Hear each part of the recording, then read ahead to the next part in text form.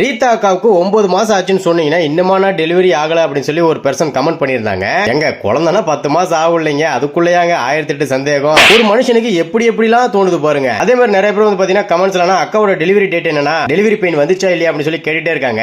ஆனா அவரு கேட்ட கேள்வி மட்டும் வாழ்க்கையில மறக்கவே மாட்டேன். 9 மாசம் ஆச்சு, அக்கா மாசமா இருக்காங்களா இல்லையா, டெலிவரி பெயின்ல இல்லையா, என்ன சொல்றீங்க அப்படின்னு சொல்லி கேட்டுட்டே இருக்கிறாரு. இதெல்லாம் ஒரு கேள்வியாங்க. இந்த மாதிரி ஒரு சில பேர் இருக்காங்க இன்னமும். ஓகே, அவங்களுக்கு மனசுல தோணதை கேக்குறாங்க, தப்பு இல்ல, விடுங்க. இதெல்லாம் பொம்மையாங்க. கடையில போயிட்டு ஒரு நாள் வாங்கிட்டு வரதுக்கு குழந்தை 10 மாசம் ஆகாதா? இப்பதாங்க ரீதாவுக்கு 9 மாசம், 10வது மாசம் கண்டிப்பா குழந்தை பிறந்தா நான் உங்களுக்கு அப்டேட் பண்றேன். அதே மாதிரி டெலிவரி டேட்டுக்கு 10 நாளைக்கு முன்னாடி நாங்க ஆஃபர் நிப்பாட்டிடுவாங்க, ப்ரௌனி செய்யறது நிப்பாட்டிடுவோம். சோ அது வரைக்கும் தாங்க இந்த ஆஃபர் இருக்கும். 500 வெரைட்டிஸ் ஆஃப் ப்ரௌனி பாக்ஸ் போட்டுருக்கோம். அது கூட வந்து பாத்தீங்கன்னா ப்ரௌனி பால் சாக்லேட்லாம் ஃப்ரீயா கொடுத்துட்டு இருக்கோம். இத பார்த்துட்டு ஒருத்தர் கேட்டாரு, ப்ரௌனி பால் சாக்லேட்லாம் ஃப்ரீயா கொடுக்குறீங்க அப்படின்னா டெலிவரி சார்ஜ் 100 ரூபாய் இருக்கும்னு சொல்லி. அதுவுமே கிடையாதுங்க, டெலிவரி சார்ஜுமே ஃப்ரீ தான். சோ 500 பாக்ஸ்ல வெரைட்டிஸ் ஆஃப் ப்ரௌனி வந்துரும், ஃப்ரீ டெலிவரி வந்துரும், ப்ரௌனி பால் சாக்லேட் எல்லாமே ஃப்ரீயா வந்துருங்க. சோ ப்ரௌனி ஆர்டர்ஸ்க்கு எங்க நம்பர் ஃபர்ஸ்ட் கமெண்ட்ல டிஸ்கிரிப்ஷன்ல கொடுத்திருக்கேன். இந்த வீடியோ மறக்காம ஒரு லைக் தட்டிடுங்க. Okay, by.